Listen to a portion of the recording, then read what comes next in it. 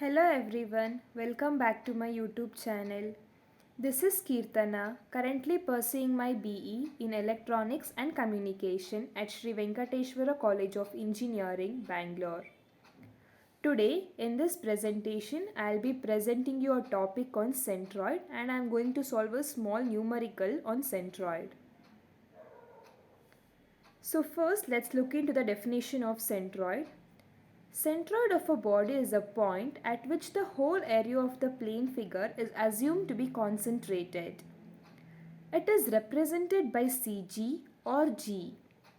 The centroid of the gravity are at the same point. Centroid is also known as moment of inertia. Before solving the problem, let me explain the steps for solving a problem. So the first step is assume the reference x and y axis if it is not given in the question. And the step 2 is first we need to check for the symmetry of the figure. And the third step is if the figure is asymmetrical, then divide the whole figure into known geometrical sections like rectangle, triangle, semicircle and quadrant of a circle. And the last step is to determine the centroid of individual geometric figure from the reference x and y axis using the table. I have taken a simple problem here related to centroid. So in this problem, first we need to check for the symmetry of the figure. Before we check the symmetry of the figure, the step 1 is first we need to consider the reference x and y axis. Here in the question it is not given, so we need to consider the reference x and y axis first, and then since the figure is asymmetrical, we need to divide the figure into known geometrical sections. Here in this slide we can observe that I have divided into known geometrical sections and I have also considered the reference x and y axis. Here I have got three known geometrical sections. The three belong to rectangle. The first component is also rectangle, the second is also rectangle, the third is also rectangle. Here in the second component, I have subtracted the total depth 150 from 10 and 12. That is the depth of first component and third component. Because here in the second component, the depth is given to the whole figure, not to the second component. To find out the area of the second component, it is necessary to subtract the depth of first and third component. So, after dividing the plane figure into known geometrical sections, the next step is to draw a table, and the first column would be component and the second would be area, followed by centroidal distance from x and y axis and moment of inertia or moment of area about x-axis and moment of inertia about y-axis. So now let's look into the first component, that is rectangle. So area of the first component rectangle is breadth into depth. The breadth is 75 and depth is 10. So it would be 750 millimeters square. Similar to the second component, that is rectangle, area is breadth into depth and the breadth is 10, depth is 128, it would be 1280 millimeters square. Followed by the third component, area is breadth into depth, breadth is 60 and the depth is 12, so it would be 720 millimeters square. Now we need to calculate the centroidal distance from x-axis for the first component. The centroidal distance would be depth by 2, that is 10 by 2, which is 5 millimeter.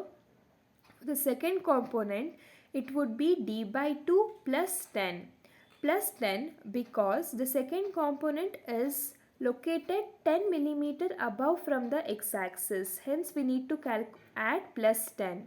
It would be 128 by 2 plus 10, which gives 74 millimeter. And for the third component, it would be d by 2 plus 128 plus 10.